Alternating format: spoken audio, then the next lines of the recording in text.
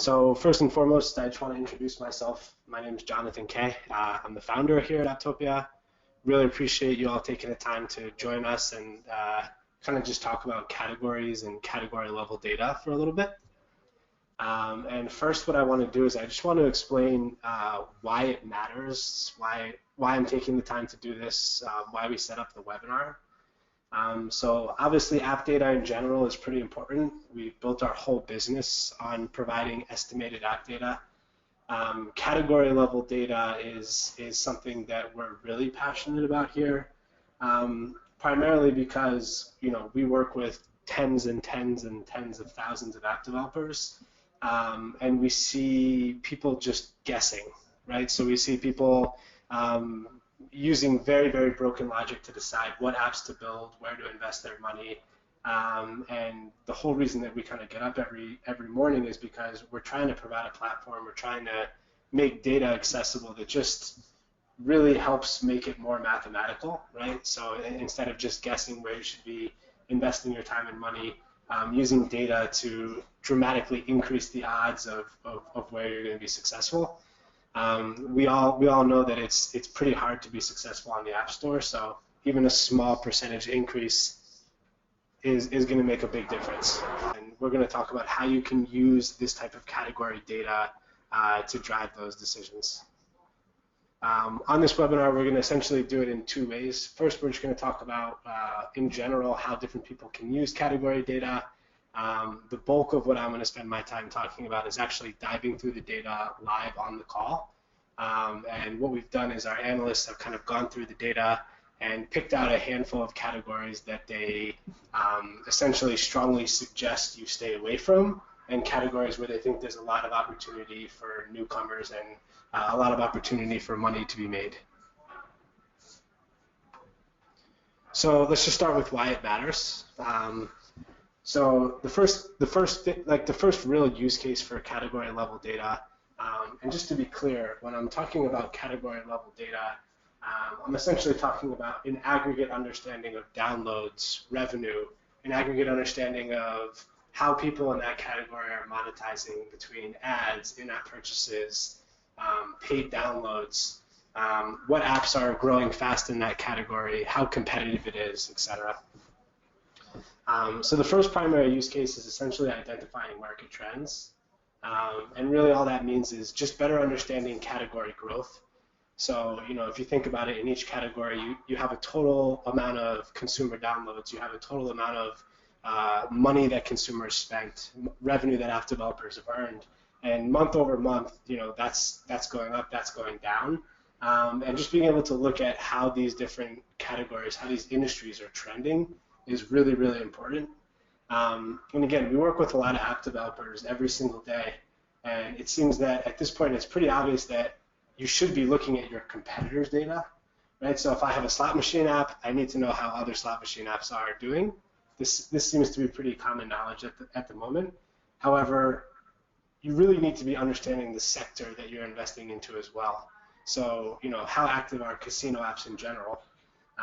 Think about investing in a home or like buying in real estate. Yes, you're picking the house that's best for you, but you're also trying to pick a market that you think is growing. The App Store is not so dissimilar, and so you not only need to analyze specific apps and your competitors, but you need to kind of understand the market you're investing to on the whole. Is it trending in the direction that you want it to be trending? The second primary use case is about knowing and understanding the players. So if you're looking into a specific category, as you guys know as well as I do, even if we just stay on the casino category, there are slot machines, blackjack machines, casino apps. I mean, there's so many different types of apps in a category, especially when you start to look at categories like productivity and tools and entertainment. It's important to dive into the specific players in a category because you're going to better understand what niches are actually contributing to the incline or the decline of that specific category. It's also important to know what new blood is there, right? Who are the newly released apps that are making noise? Because they're either going to be driving what consumers are interested in, or these are going to be the apps that are kind of on your tails. So definitely important to not only dive into the the macroeconomic data, but also the people who are making up that data as well. The third use case is kind of the one that gets me the most excited. It's really what I would call an opportunity analysis. So we talk here at Apptopia a lot about making sure that you're fishing in the right pond, right? So you could have the best boat, the best fishing rod, the best lures, the best equipment, but if there's no fish in the pond, it just doesn't matter, right? And so it's really, really important to make sure that you're building an app, you're investing your time, your resources, your marketing dollars, your advertising dollars into a pond or into a category where not only is there enough money to be made, but that you're not one of 300,000 other people doing that, right? So it's also important to make sure that it's a competitive category and there's opportunity for newcomers in that category. The best example that I'll give just to kind of what I'm talking about here is if you think about the social networking category, what percent of all downloads that happen in social networking do you think are made up of Facebook, Twitter, Snapchat, Instagram, right? It's probably 85–90% of every download that happens in that category happens in one of those 4 apps, and you're certainly not going to compete with one of those 4 apps at the moment. So understanding where opportunities exist and where they don't exist are going to be a major, major contributor to your likelihood of being successful in the App Store. So that's why I think that's really why I think it matters, why this data is so valuable, and frankly why we're so excited about it. So what we're going to do is I want to dive into a handful of categories on the Google Play Store. So we're going to dive through some specific examples, and we're just going to look at the data in real time and talk through the data. So if you're seeing things on the screen that don't make sense, if you have questions about the data that you're seeing, it's all real data that's live on production, and we're happy to answer questions about it. So feel free to kind of raise your hand or shoot a question in the chat. So one thing I think is just interesting is that you have 6% of the subcategories of Google Play, which make up over 50% of the in-app purchase revenue. So what I want to do before we dive into the categories, I want to just show you essentially the first kind of macroeconomic data that we're providing here. It's called App Store data. So what you can see here is you can see a high-level overview of the iOS and the Google Play Store. You can see how many apps there are. You can see what the breakup is between apps and non-games and games, between free apps and paid apps. But what's even more interesting is that you can actually see how iOS and Google Play compare in terms of new submissions, right? So you can see that there was a real spike in new apps here released on the iOS store in May, and even a little bit of a decline in Google Play. So you can see how different categories compare across stores.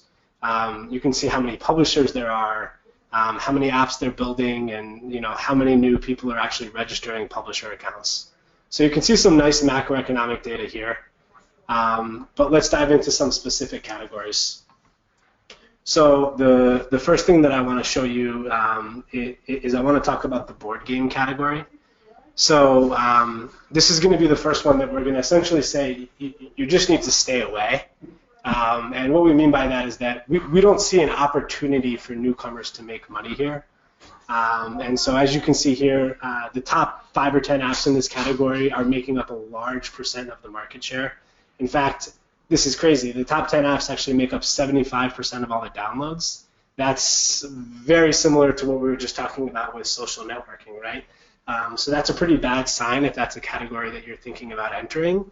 And you also just have a low monthly income in general here. But I want to dive into some real-time data. And so you'll notice that I've kind of preloaded all these tabs just for webinar's sake. However, you can access all the different categories pages just right here in the header if you wanted to. So at the top of this page, you're going to see just kind of more macroeconomic vital information. You can see in general what the average monthly income is for an app in this category. This sort of thing is super, super interesting because you can get a feel for, okay, I'm going to invest all this time to build an app. What does my profit potential look like? You can see how many apps and publishers there are, and you can actually see what the most common or even most successful monetization strategies are for this particular category. As you dive essentially lower, you're going to see aggregate level performance metrics for the board game category.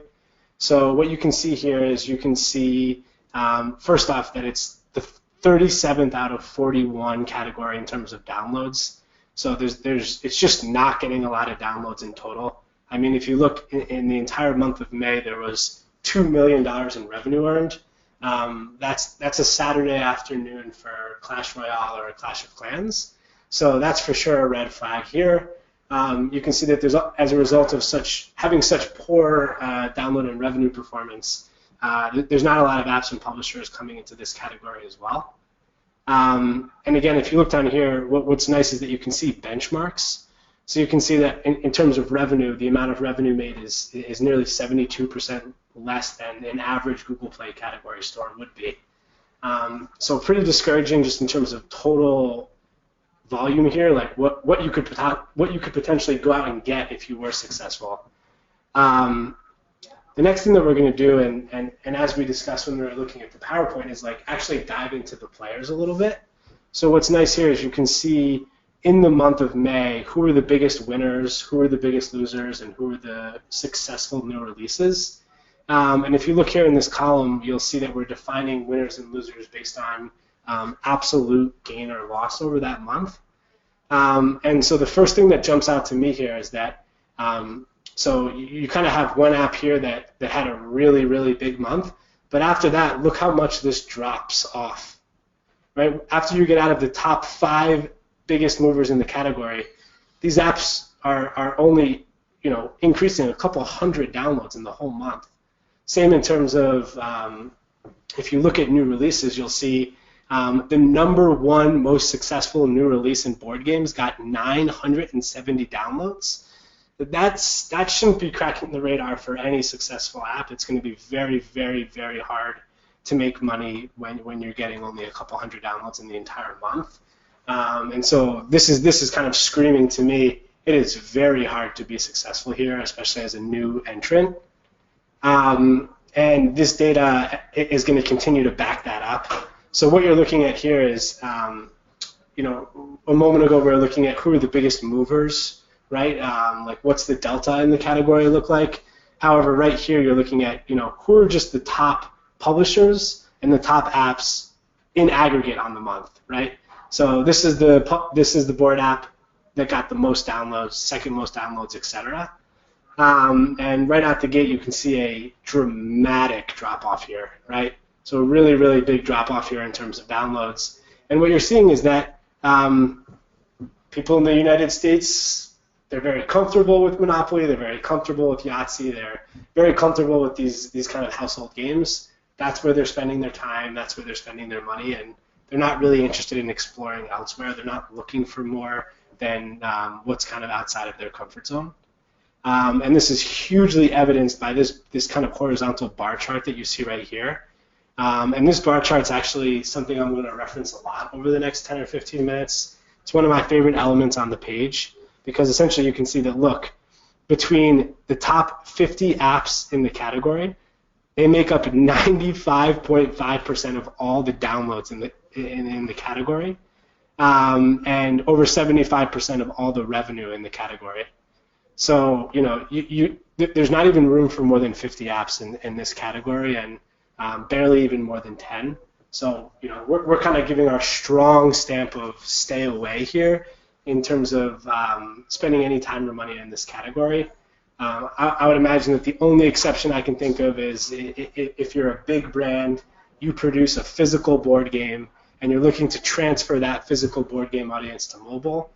Maybe there's an opportunity here, but for the entrepreneur, if you will, it seems like there's really nothing to be had here. So the next thing that I want to discuss is, okay, so board is bad. Maybe you weren't thinking about that, but where should you be spending your time and money? Role-playing is definitely one of our kind of strong recommendations here.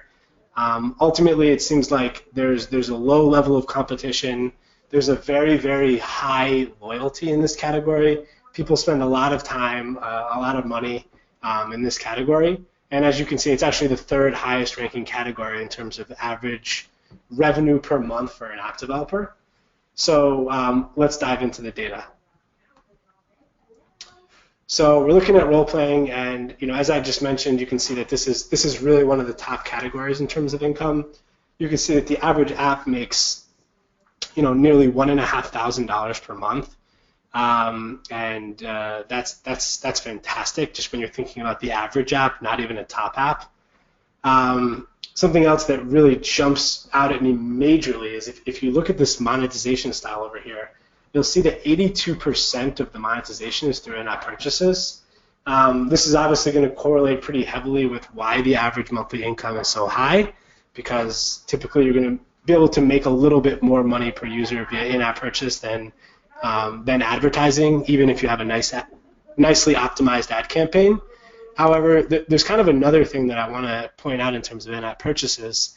In-app purchases are often an indication of really loyal users who are spending a lot of time. And so my guess is that if you were to look at Supercell's kind of usage data, you'd see that people aren't spending money in their first 10 minutes in the app, probably not even in their first 30 minutes in the app. It's when they get to that point of frustration of, holy shit, you need to build faster, right? That's when they're actually spending money. And so having such high in-app purchases in this category is going to be really indicative of loyal users, users that see a lot of value in the apps. But if we scroll down here and we dive into the actual aggregate performance for this category, you'll see that you have green arrows in the ones that you want them and red arrows in the ones that you want them. So you see downloads up nearly 25% month over month, which when you're dealing in terms of millions is significant. You see that revenue's up 5%, which again, when you're dealing in tens of millions is significant. And you see a huge drop in terms of new apps added and new publishers added, which means that people are making more money and there's less competition. Maybe that's because role-playing games are expensive to build, they require lots of graphics, but it seems like there's money to be made here, right? Especially when you're talking about the category that's the 6th highest in terms of revenue.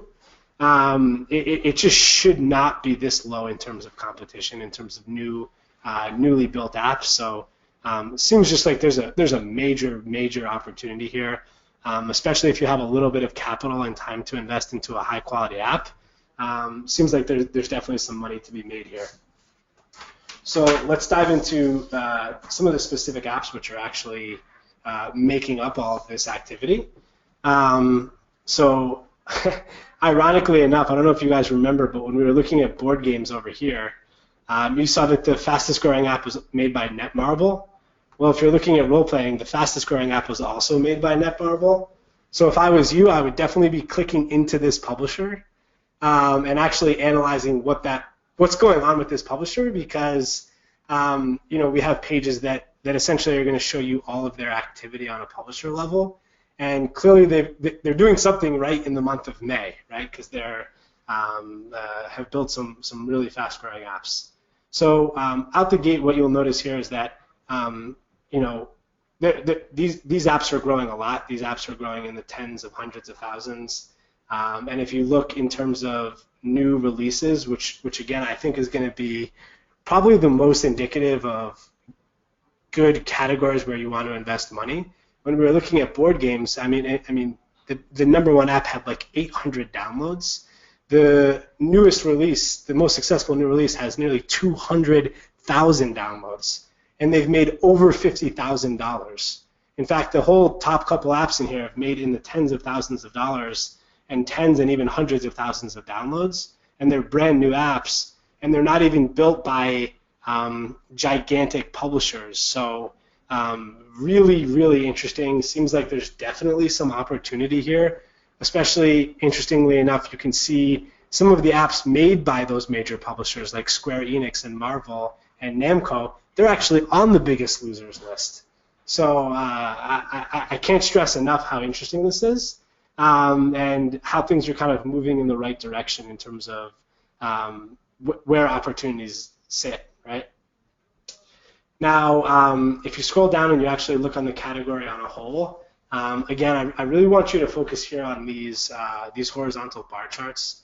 So the most interesting thing to me is just going to parrot what I just said, in that if you look right here, you'll see that of all the downloads in the category, the top 10 publishers, not even the top 10 apps, the top 10 publishers, and some of these publishers have lots of apps, they're only making up 30% of the downloads. And if you look at revenue, it's going to be exactly the same, which means that there's a huge kind of green field there. And even if you look in terms of apps, not publishers, it's going to tell the same story, right? So not only are downloads being spread amongst many apps in this category, you'll see that over half of the revenue is also being spread to the long tail of the category. So if you have some money to invest, this definitely seems like an area that's kind of ripe for the picking. The next category that is on our recommend list, if you will, is going to be strategy. I think you're going to see a lot of similar things in strategy than you are in role-playing. So highly profitable category with a pretty big barrier to entry, so you don't have a lot of competition at the moment. So let's dive into strategy. So what you can see is that, first off, this is just the #1 most profitable category at over $3,000 per app per month. This is obviously driven up by the fact that you have these apps by Supercell, by Game of War, which are going to be in the top grossing list, and they're definitely driving this up. But keep in mind that we're not just looking at top overall apps when we build this average income.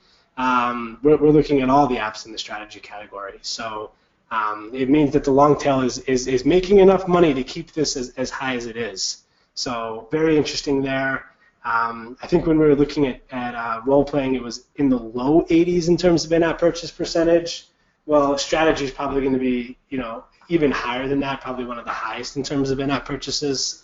And then as you scroll down here, you're going to see, again, the arrows are moving in the right directions. So you have downloads going down a little bit, but you have revenue going up 5%, which is a dramatic amount of money when you think about when we're dealing in the tens of millions of dollars. And again, you have huge declines here in terms of people's ability to actually produce these apps and build competition to these apps that are really raking in as much money as they are.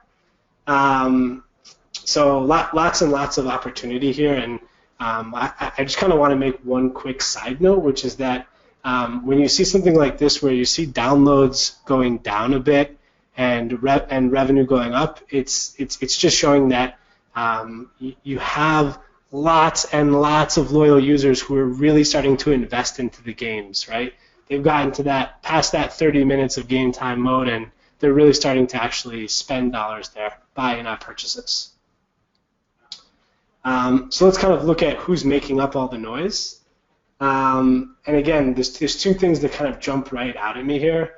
The first thing is that if you look at the biggest winners, man, there's a lot, and we're talking about a lot of downloads here.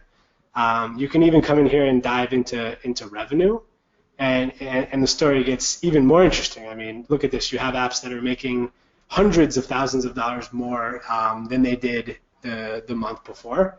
But you have a lot of apps here that were not doing spectacular that are now doing really well. And the reason that I keep bringing this up is because in categories that are stagnant, right, so in categories where you don't have a large opportunity, you see the same players being successful. You see some people trying to get into that category and having no success, right? Trying to climb up the wall, then falling down. When you see categories that have apps, tens and hundreds of apps that are really having huge gains month over month, it means that there's opportunity, that like apps that are building good games, well-designed games, engaging games, there's opportunity for them to kind of climb off the wall and take over the throne, if you will. And again, you see some kind of major players here on the losers list. So it continues to point to these categories being pretty representative of a growing mid-market. And the top new releases is going to kind of second that sentiment because you have apps that were only released a couple weeks ago that are already making tens of thousands of dollars. So these guys are already starting to see some return on their investment, which is real nice in terms of new apps. And as you scroll down here, again, it's fascinating. If I asked you before I showed you this page, you would have thought that Supercell, which has not one but two essentially top 10 grossing games, would have made up a dramatic % of the overall category's downloads and revenue. But again, look at this. The top 50 publishers only make up 28% of all the downloads. And you'll probably see this number grow in terms of revenue, but look at that. This category is making over $40 million a month, and 21 million of that is completely up for grabs. It's not made by Supercell. It's not made by Machine Zone. It's just seems like there's a whole lot of opportunity there, and there probably shouldn't be for a category that's making that much money. I'd expect to see something much more like social networking in terms of, you have these 5 or 6 guys who really nailed it, just kind of eating up all the downloads and revenue. Seems interesting to me. Again, I'm sure it's costly to build these kind of heavy story, heavy graphic apps, but it certainly seems like the money's there if you can invest the commitment. So this is kind of what our analysts put together, but I wanted to sneak in one more recommendation of my own here. Obviously, being the owner of the company, I have to be a data geek. And so one thing that I've always been excited about is kind of the puzzle category. So I wanted to throw a recommendation here to you guys who are listening to invest into the publisher category, into the puzzle category, excuse me. And it's not as sexy as a role-playing or a strategy category. You'll see it's just barely in the top half in terms of average income. However, you have a pretty high in-app purchase percentage here, and I'll kind of show you what gets me most excited about this category in a minute. So you can see that you have good volume here in terms of downloads. You have a category that's essentially top 10 in terms of downloads and revenue. So it's really in that top 25% in terms of production. However, when you look at new entrants, it's a little bit worse. Okay, so you don't have quite as much competition. But what gets me so excited about this is that, and actually what I'm about to mention is a feature that we're in the process of pushing out. But whenever I look at the top overall category, I always notice like a new puzzle app that I haven't seen. And so it seems like puzzle apps, and especially new puzzle apps, continue to break into the top charts and continue to represent a large % of the top overall charts. And this is what really kind of makes that stand out to me.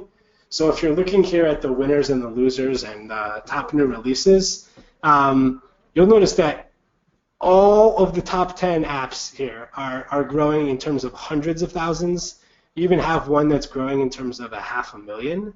And if you look at the new releases, I mean, you have apps that are newly released that are making hundreds of thousands of downloads and are making tens of thousands of dollars in terms of revenue. So it just kind of feels to me like a category where it's very, very competitive. You have a lot of opportunity to build a new app that is, as you can see here in this winners column, that could grow dramatically month over month. I mean, you have this app here which had 1,000 downloads in April and over nearly 150,000 in May. So I find that pretty interesting. And what makes this my kind of like personal recommendation is that as we were discussing role playing and as we were discussing strategy, one thing which I kept saying is that it's really expensive to build right? So, you have to build these huge worlds with huge graphics. Puzzle kind of flips that logic on its head. I mean, if you think about the game Merged, which has been growing, if you think about Sevens or Threes or all of these apps, they are hugely simple games. They're not graphic heavy. There's no end to the game. So I bet you one thing that Rovio regrets the most is that there's a cost, right? For every level that they build, it requires X amount of dollars, X amount of graphics, X amount of artwork. For puzzles, it's pretty much a physics engine that's driving all the different levels, and it's really, really easy to continue to produce levels. One great example of that is Two Dots. So those guys have been around for a while. They've been in the top for a while. You can see them even on this list here in terms of winners. And they continue to push out new content pretty inexpensively.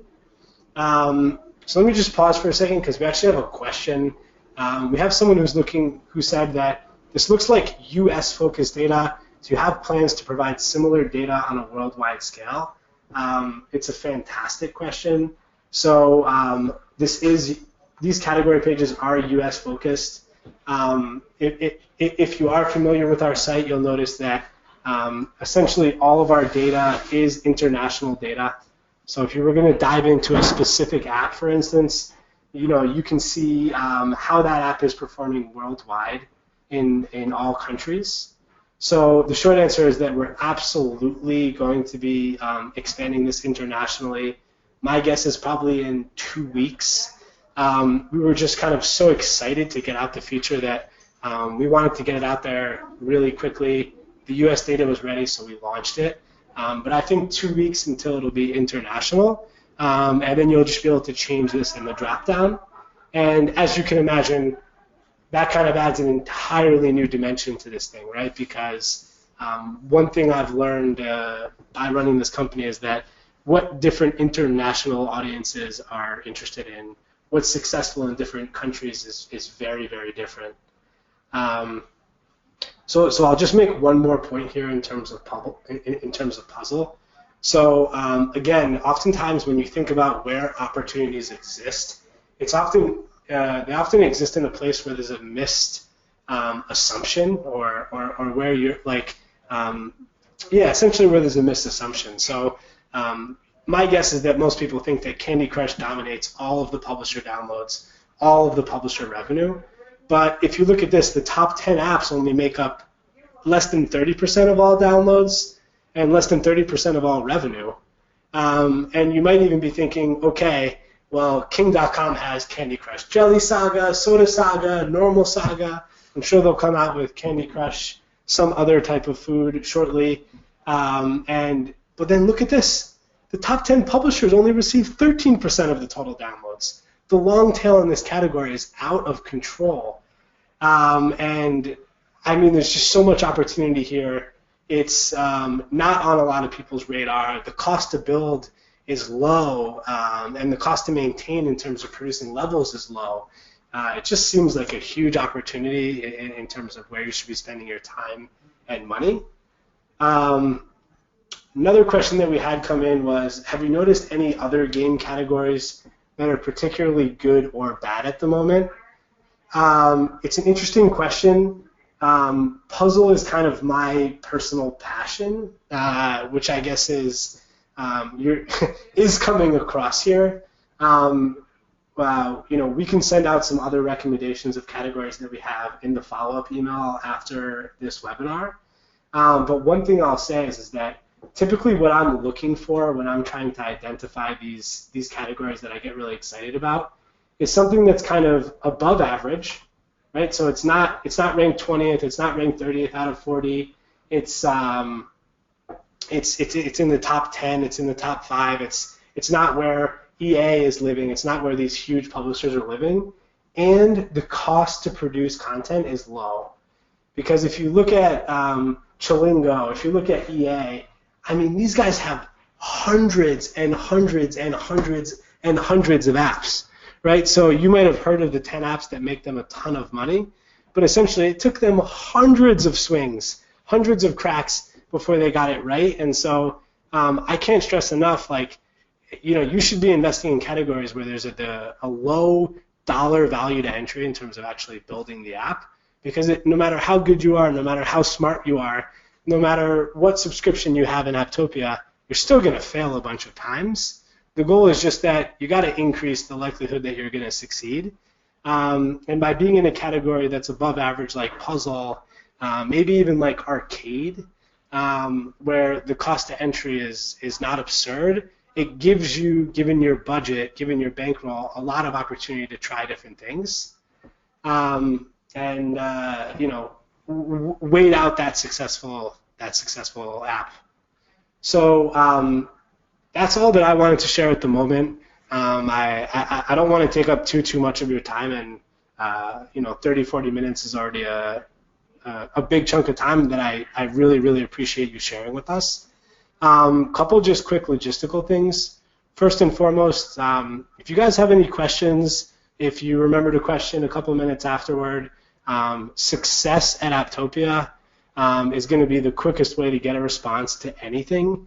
Those guys are kind of on the email around the clock and are happy to answer questions around like where we get our data from. They're also happy to answer questions in terms of like what's a great app I should be modeling my app after. So we can answer both quantitative and qualitative questions, anything that will help. We're also going to be emailing out everything that we've discussed here, as well as the deck, as well as some commentary after this call. So if you had a colleague that you wanted to share it with, you should be able to do that pretty easily, and it wouldn't have gotten lost if they didn't make this webinar. But other than that, email me directly if you have questions at john@Apptopia or success@Apptopia, and can't thank you guys enough for your time, and really hope that you found this to be valuable. Thanks.